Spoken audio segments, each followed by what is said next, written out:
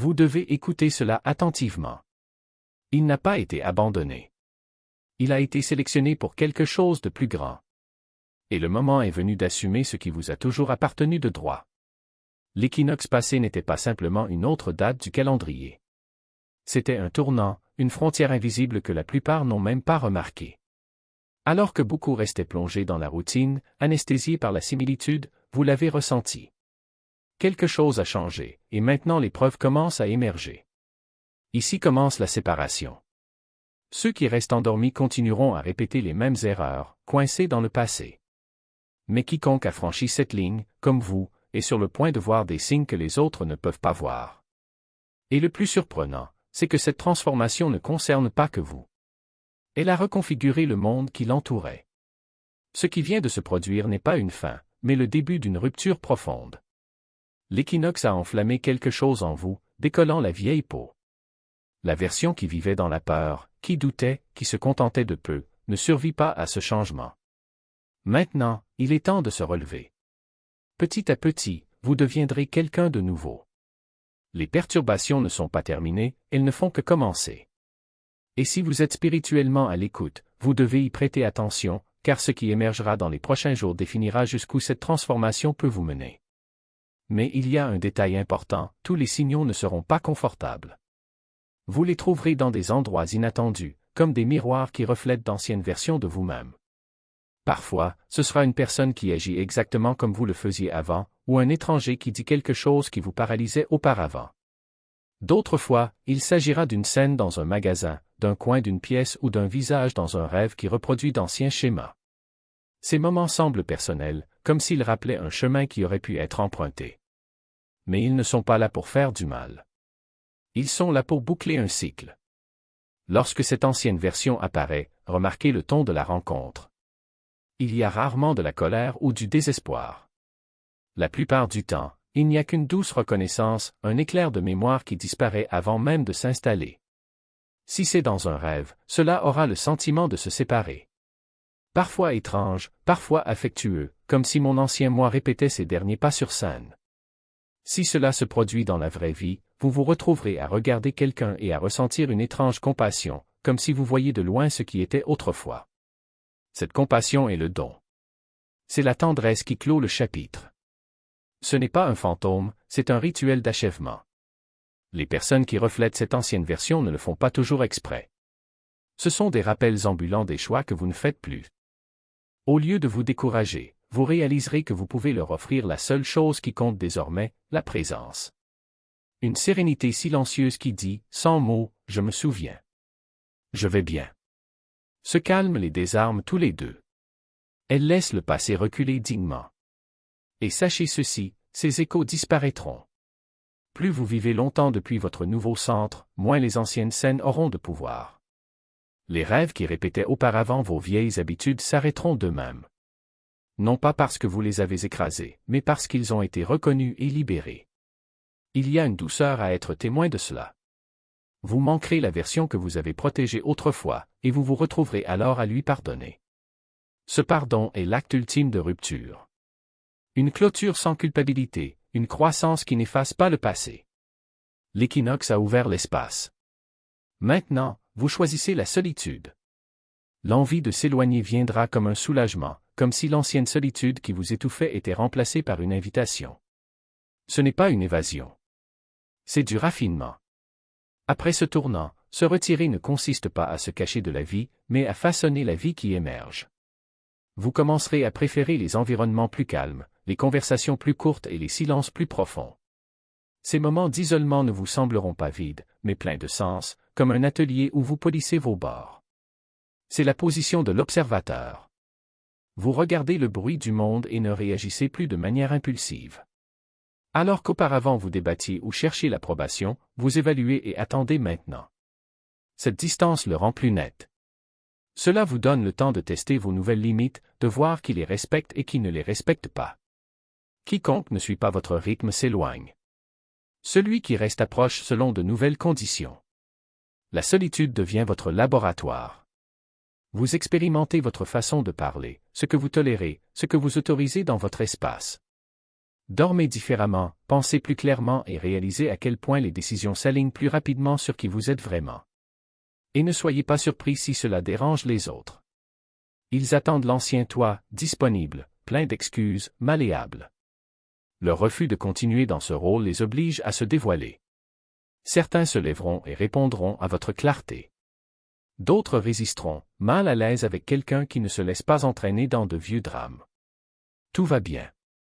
L'isolement que vous choisissez est désormais un filtre et non une prison. Cela préserve votre énergie pour les personnes et les opportunités qui vous appartiennent vraiment. Et ce ne sont pas que des pensées. Ce sont des missions.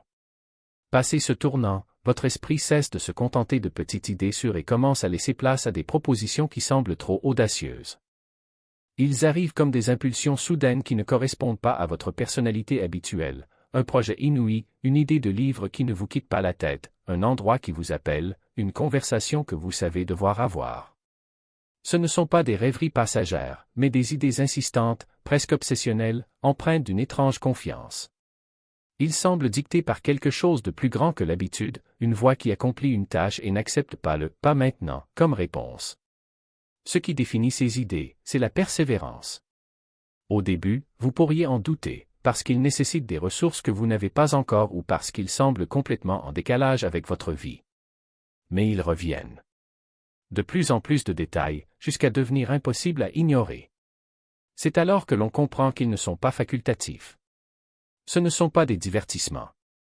C'est le projet qui a glissé sur votre bureau. Spécifique, calibré, adapté aux limites de qui vous devenez. Ne confondez pas cela avec les fantasmes de l'ego. Les nouvelles missions s'accompagnent souvent de frictions, d'un conflit avec la réalité pratique de votre vie. Ils vous obligent à réorganiser vos relations, à repenser votre temps et à accepter l'inconfort de responsabilités inconnues. Mais ils apportent aussi une clarté rare, une certitude qui dit, c'est ce qui comptera ensuite. Le travail, au début, est rarement glamour. Cela ressemble souvent à de la discipline, pas à du destin. Cependant, la conviction qui se cache derrière ces idées est la preuve qu'elles appartiennent à quelque chose qui dépasse leurs anciennes limites. Et vous découvrirez que ces missions s'accompagnent d'alliés, d'aides inattendues, de portes qui s'ouvrent soudainement, de personnes qui croisent votre chemin exactement au bon moment. Ils font appel à ce qui fait encore mal en vous, non pas avec la violence, mais avec la précision d'un scalpel. La culpabilité ne vient pas comme un cri, mais comme un murmure, est-ce que tu vas vraiment lâcher prise? La nostalgie ne s'annonce pas comme un désir, mais comme une odeur familière, une chanson qui retentit au moment précis où votre détermination semble vaciller. Qu'en est-il de la pression du groupe? Il ne se présente pas comme une confrontation, mais comme une invitation à revenir à ce que l'on était, comme si le changement était une erreur à corriger, et non une évolution à honorer. Le danger n'est pas dans l'attaque frontale, mais dans la séduction du presque. Presque vrai. Presque assez. Presque ce que tu as toujours voulu. C'est là que le piège se referme, lorsque la nouvelle voie demande des efforts et que l'ancienne voie offre un soulagement immédiat, la tentation de céder semble raisonnable. Juste pour cette fois, pensez-vous. Après tout, qu'y a-t-il de mal à un peu de réconfort? Mais le confort, dans ce cas, c'est l'anesthésie. Il endort ce que vous avez construit et réveille ce que vous avez juré de laisser derrière vous. Et puis vient l'épreuve la plus subtile de toutes, celle de la solitude. Parce que lorsque vous choisissez une voie différente, les gens autour de vous ne comprennent pas. Non pas par méchanceté, mais parce que leur mouvement les oblige à remettre en question leur propre choix. Ils ne savent pas comment réagir face à quelqu'un qui ne correspond plus au rôle qui leur est assigné. Certains s'éloignent. D'autres tentent de le retenir. Et il y a ceux qui, sans s'en rendre compte, commencent à vous traiter comme un miroir brisé, quelque chose qui reflète une version d'eux-mêmes qu'ils préfèrent ignorer. La solitude, en ce moment, n'est pas l'absence de personne, mais le sentiment que personne autour de vous ne reconnaît la personne que vous êtes devenue. Mais c'est précisément là que réside le pouvoir. Parce que la solitude, lorsqu'elle est bien comprise, n'est pas un vide, c'est un espace.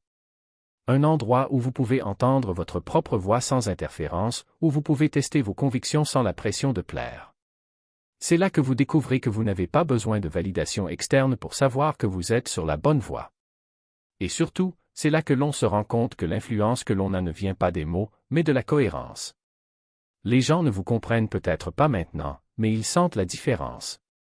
Ils voient comment vous bougez, comment vous réagissez au chaos, comment vous maintenez votre paix même lorsque tout autour de vous semble s'effondrer. Et, petit à petit, il commence à se demander, comment fait-elle ça, pourquoi ne réagit-il pas comme avant, qu'est-ce qui me manque?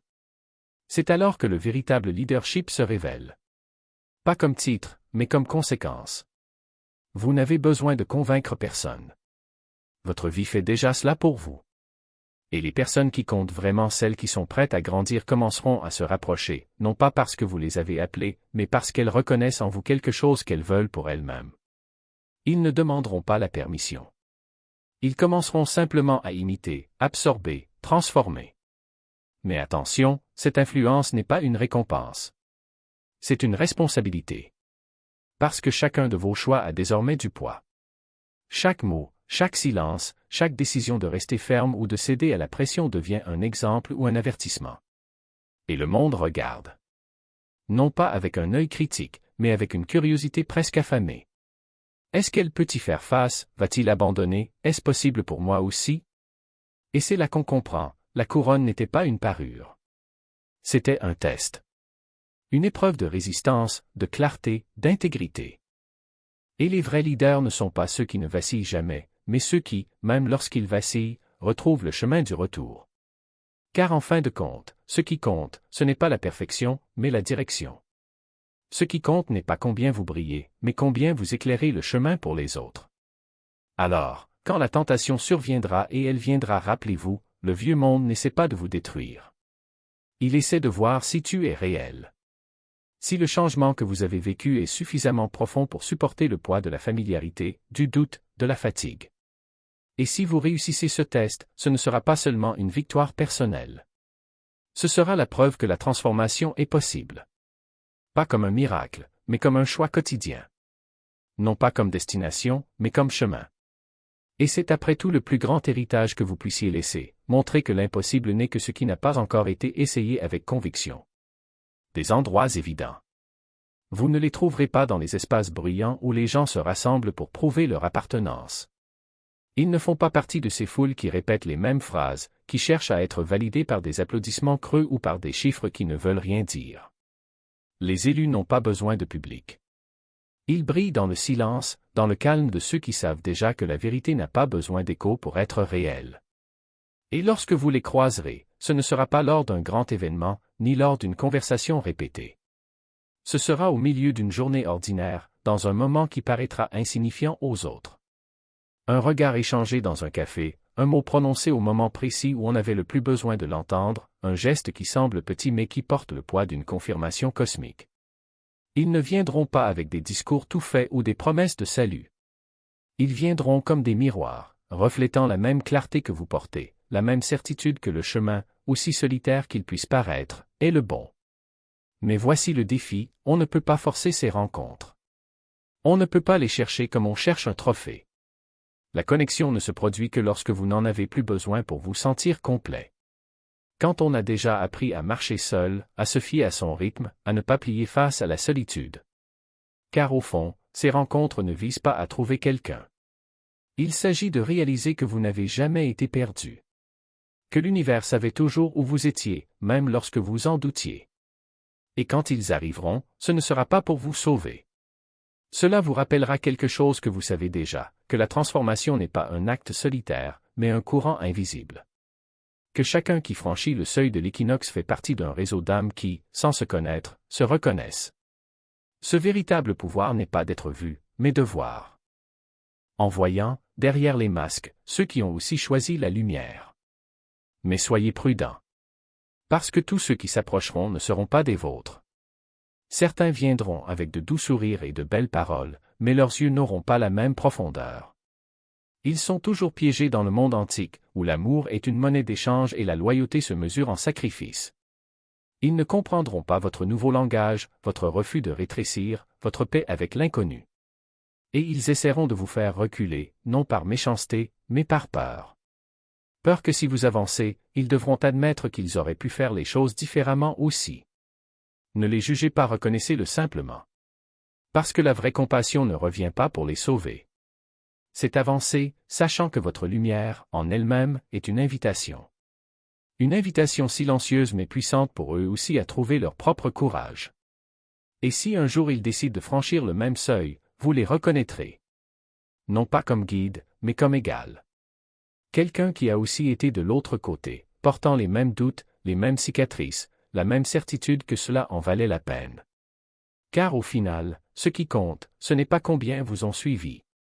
C'est le nombre de personnes que vous avez inspirées sans même avoir besoin de parler.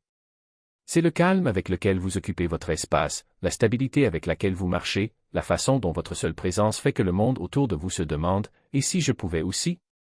Et cette question, plantée dans le cœur de ceux qui n'osent toujours pas y répondre, est le germe de toutes les révolutions. Le bruit de la foule. Ne vous attendez pas à ce qu'il hisse un drapeau ou se présente comme élu. Soyez attentif aux signes subtils, le regard qui s'attarde une seconde de plus, le geste qui imite le vôtre sans que vous vous en rendiez compte, le silence qui s'installe lorsque vous parlez, non pas parce qu'il n'y a rien à dire, mais parce qu'il y a beaucoup à absorber. Vous n'êtes pas seul, mais vous êtes l'un des rares. Et c'est précisément cette rareté qui rend cette voix si puissante. Il ne s'agit pas d'être vu par tout le monde, mais d'être rappelé par ceux qui comptent vraiment.